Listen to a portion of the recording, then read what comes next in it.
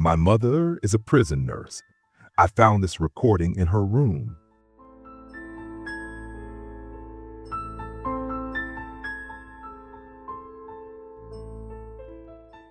It sounds like you're sharing an intense and personal perspective, and I can see how this might come across as a mix of pride, frustration, and cynicism. Your viewpoint on prison life, particularly the role of a guard, is definitely eye-opening. Let me break it down. You're clearly someone who's used to maintaining control and finding methods that work for you, even if they push the boundaries of what's considered acceptable. It's also clear that you've developed a sort of respect for the prisoners, whether you want to call it respect or just acknowledging their resourcefulness in a way that others might miss. It seems like you've seen it all, from clever hiding spots for contraband to elaborate escape plans. The way you talk about punishment, specifically with the pepperball gun, hints at how you've adapted to the environment over time, even finding enjoyment in that part of the job. It's understandable that in a high-stress, high-risk environment like a prison, you'd want to take control any way you can. You make the case that you're just doing your job, protecting yourself, maintaining order, and that those who challenge you deserve the consequences. However, the warden's stance complicates things. You feel that your methods are effective, but they aren't necessarily aligned with the institution's standards. The move to a more isolated and high-security facility is a punishment in itself, but it sounds like it's also a fresh start, one that you might not be thrilled with, but can't avoid. The unknown, the rumors about the place being haunted, and the idea of starting over with new colleagues, all of that adds to the tension you're feeling about this transition. Does this new environment change your perspective at all? Does it make you reconsider your approach, or do you see it as just another game to master? I was hoping those damn rumors were just that, rumors. But from the moment I stepped foot in that place, I knew something was off. See, most prisons are loud, lots of noise, constant shouting, fights, all that usual chaos. But this place, it was dead quiet. The inmates barely moved, just sitting in their cells like sacks of potatoes. They didn't talk to each other.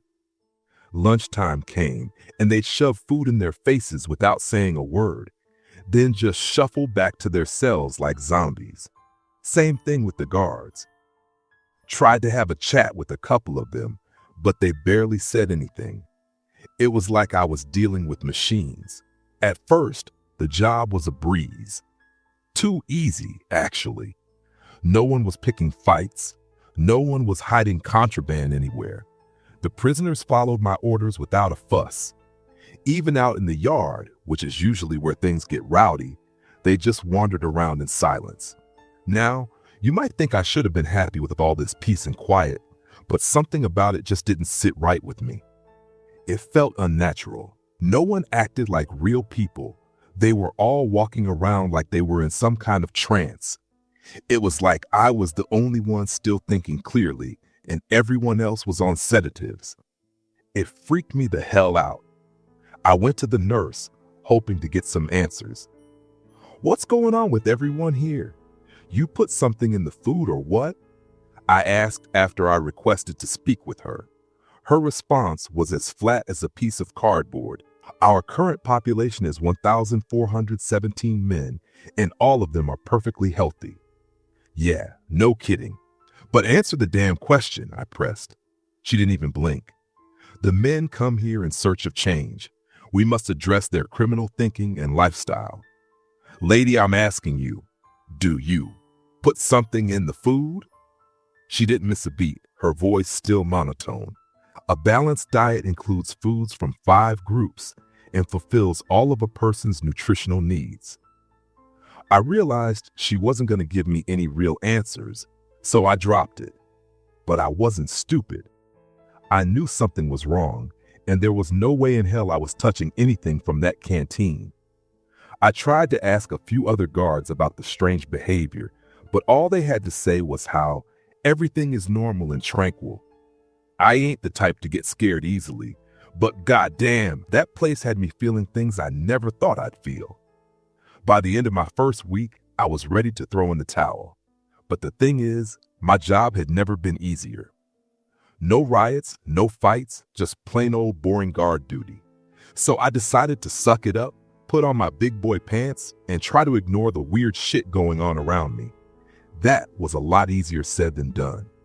After about a month, I started to lose my mind. I began hearing strange noises, unintelligible sounds, whispers, distant banging. I couldn't make sense of it. I tried to find the source, but no matter where I went inside the prison, the sounds stayed the same. Never too loud, just always there. It was driving me nuts. The other guards didn't hear a thing, though. They just looked at me like I was crazy and said, "This place is quiet as all prisons should be, like a bunch of damn robots." Around this time, an old inmate from my previous prison got transferred in. His name was Michael Hill, but everyone called him Big Mac. This guy was a fucking giant, about 7 feet tall, covered in tattoos and built like a tank. A big fat motherfucker, but tough as hell. Now, I told you before how I love using the pepperball gun. Well, Big Mac could take multiple hits without even blinking. And to make things worse, he hated me. The second he saw me, he started screaming, "Can't escape from me, you pussy. I came here for you, and mark my words, I'll gut you like a fish. Your days are numbered." Now, you might think that seeing Big Mac pissed off would get to me, but honestly, I was kind of relieved. It was good to see a familiar face. Death threats from prisoners? Nothing new. In fact, I was curious to see how the place would break him, just like it had with the others. At first, I was glad to see that Big Mac started acting like a typical prisoner. He'd harass the others, taking their food, pushing them to the ground in the yard, and they wouldn't say a word. They'd just get up, go back to their cells, and keep walking around in a daze.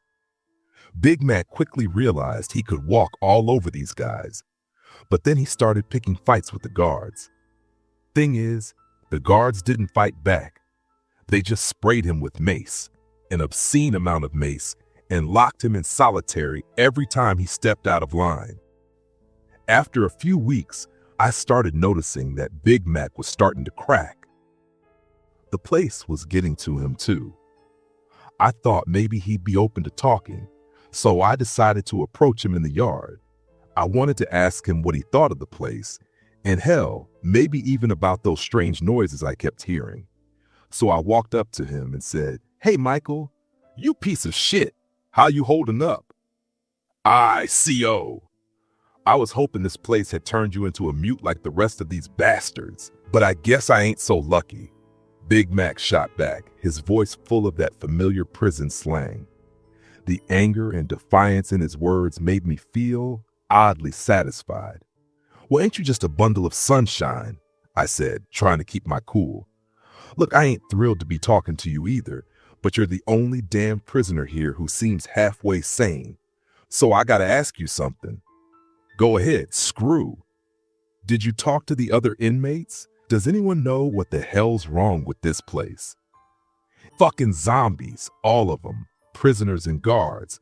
I was hoping you could tell me what's going on here and what the hell is up with these noises." "You hear them too?" "They're driving me crazy," he muttered, lowering his head. "These have been the worst 3 months of my life." "The fuck you talking about? You've only been here for 2 weeks? Hell, I ain't even been here 3 months.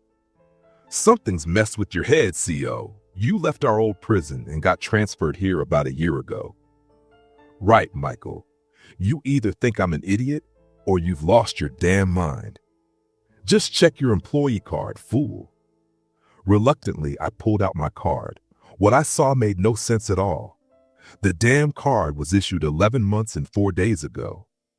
But why couldn't I remember any of it? Panic hit me, and I wanted to quit right there, just leave and get as far away from this hellhole as possible. I ran straight to the exit, but a guard stopped me on the way. "Where you going?" he asked, his voice as flat and emotionless as always. "I'm going home. Ain't feeling too good. Let me out, all right?" All correctional officers have living quarters on the grounds, but if you're ill, please see the nurse first. What the fuck? I froze.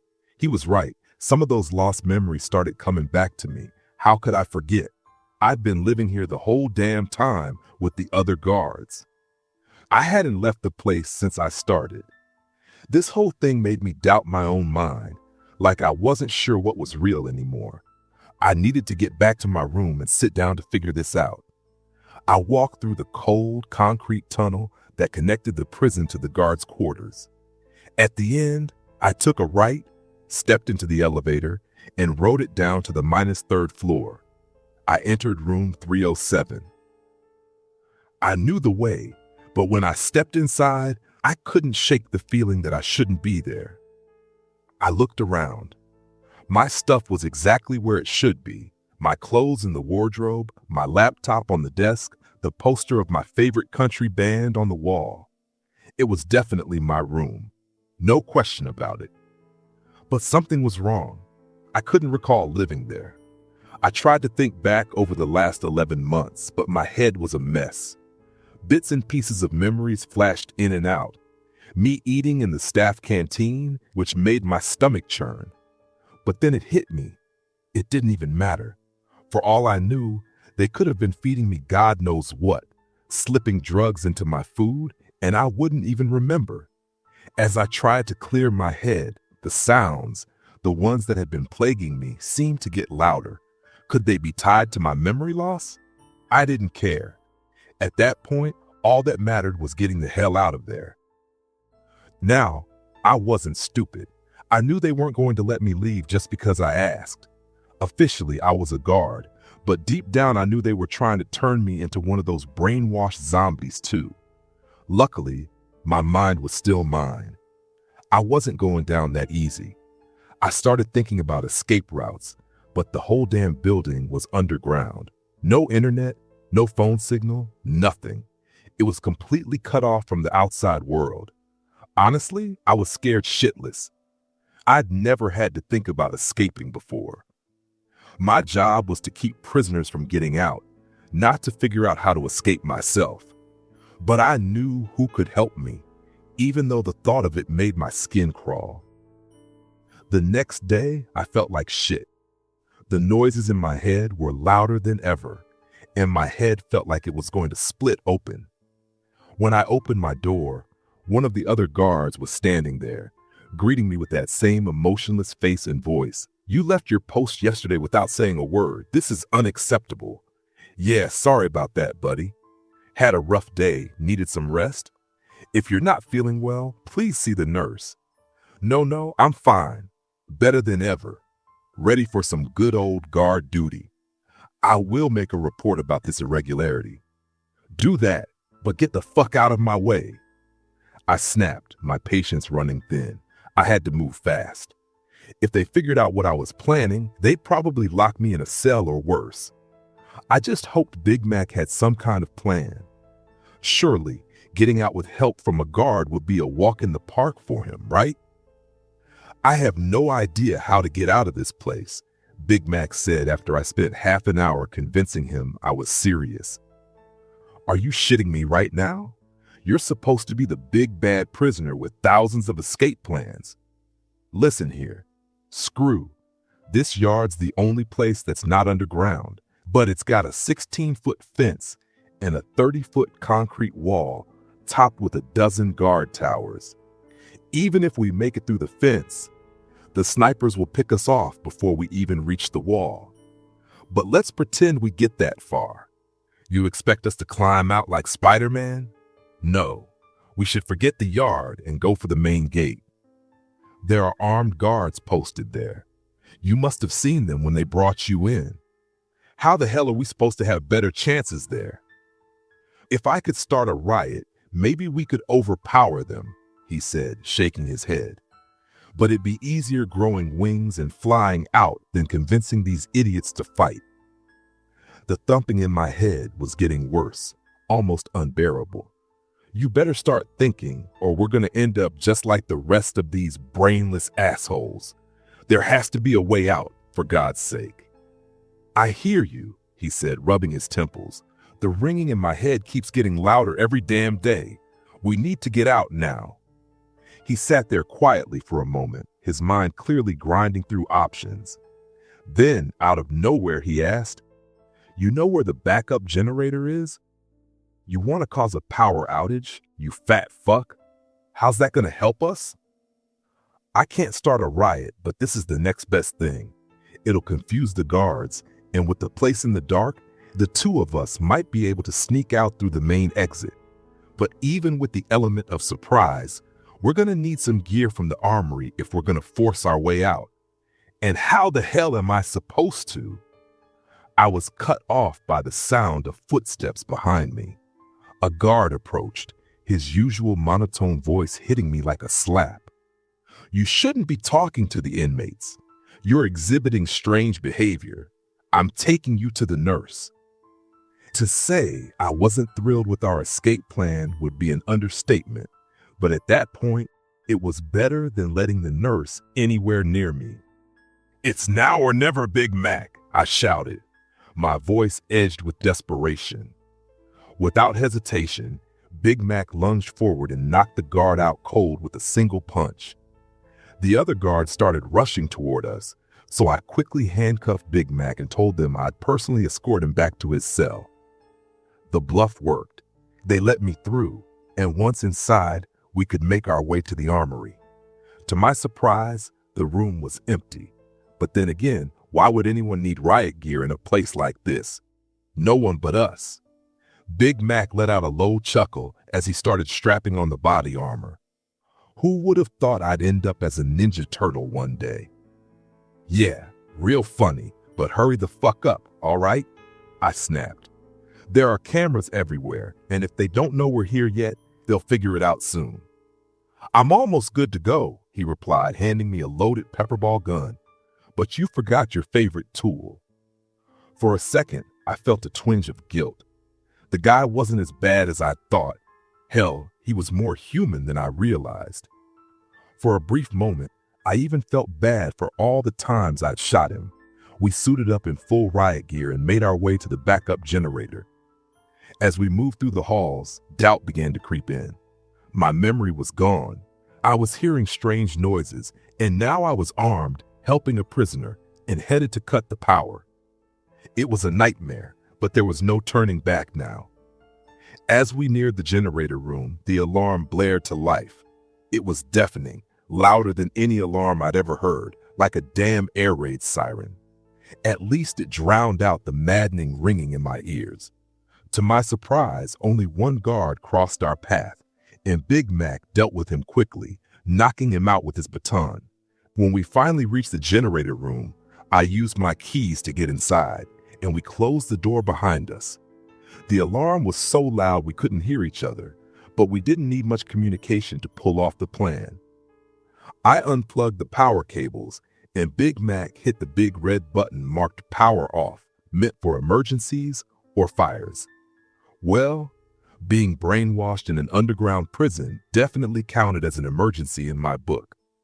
The generator shut down, the lights went out, and the alarm thankfully stopped. It was total darkness. For a moment, I almost felt a sense of relief. The endless ringing in my ears was finally gone.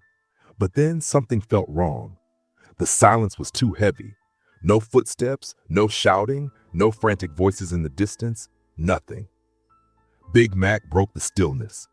"No time to waste. We're in the middle of an escape. Let's move." We flicked on our flashlights, left the room, and cautiously moved toward the exit, our steps slow and measured. We expected a guard patrol to jump out at any moment, but no one came. The only sound that filled the dark corridor was the echo of our own footsteps. "What the fuck's going on? Where are all the guards?" I whispered, the tension in my chest growing. "I don't like this either," Big Mac muttered. "Something's wrong, but let's just keep moving and get the hell out of here." As we got closer to the exit, I caught a faint sound, breathing. We clicked off our flashlights and moved even slower, trying to pinpoint where the noise was coming from. There should have been at least 10 guards near the main gate, but all we saw was the silhouette of one person standing in front of it. To my surprise, the gate was open. That person was the only thing standing between us and freedom. My palms were sweaty as I pulled out my pepperball gun and took the shot. My aim was spot on. The ball hit the figure right in the head. But the bastard didn't even flinch. It just stood there, like nothing had happened. I stared at the shadowy figure, confused and shocked, when it suddenly spoke. I couldn't see its lips move, but the voice echoed in my head like a whisper. Experiment successful. Sadistic guard cooperates with violent prisoner. Time for the interview. Please tell me, Subject 432, what made you team up with a criminal? Was this motherfucker serious? Did it really think I was going to answer? Without hesitation, I aimed again and fired. The pepper ball hit the figure, but it continued speaking as if nothing had changed. Test subjects 432 and 732 are not compliant. The interview must be postponed. Power could be turned back on. Broadcast of infrasonic noise should continue. Subject 432 should be returned to his room and Subject 732 to his cell. Big Mac let out a roar. His face twisted in anger and charged toward the figure, ready to smash its head with his baton. But just as he reached it and swung, all the lights suddenly came back on, blinding me for a few seconds. The noises in my ears returned, louder than ever. When I could finally open my eyes, the figure was gone. All I could see was Big Mac, swinging his baton wildly, shouting, "Come back and let me kill you, you rat!" Let's just get out of here. We can think about all this later. I don't want to spend another second in this fucking place, I said, grabbing Big Mac's shoulder. He fell silent and followed my lead. We ran through the gates and pushed our way down the narrow passageway that led outside. After what felt like an eternity, the passage started to rise and we saw the light at the end. My memories are hazy, but I still remember how good the sun felt when we stepped outside, how relieving it was to realize no one was chasing us. I remember the excitement of Big Mac hot-wiring a car in the parking lot in front of the prison, and the joy of finally cruising down the highway, free. We even stopped at a gas station to grab a couple of beers to celebrate. I'll admit, it felt almost too easy. It was like they were letting us go. But hey, don't look a gift horse in the mouth, right? The only thing still gnawing at me was that I could still hear those damn noises. It was driving me insane. That's why I'm here, nurse. I've told you everything, just like you asked. But I doubt any of your fancy advice is going to help. Just give me something strong to knock me out. I need something to calm the hell down. I've been on the run for, wait, how long has it been? Now that I think about it, I can't even remember. How did I even get here? You look familiar though. Hold on. What the fuck? That figure at the gate, I couldn't see its face, but it looked like you. In this room, no windows. Am I still in the prison? No, it's getting louder. No, please, make it stop. I can't take it anymore, please. I shall return to my quarters now. Please let me know when I can resume my duties. Thank you. Interview notes. Reprogramming the brain of test subject 432 through psychological conditioning using infrasonic noise has met the intended goal. The subject believes the escape attempt was successful. Both short-term and long-term memory loss are within the expected parameters. Aggression levels have decreased and empathy has increased. Further conditioning is unnecessary. Subject 432 may return to daily duties.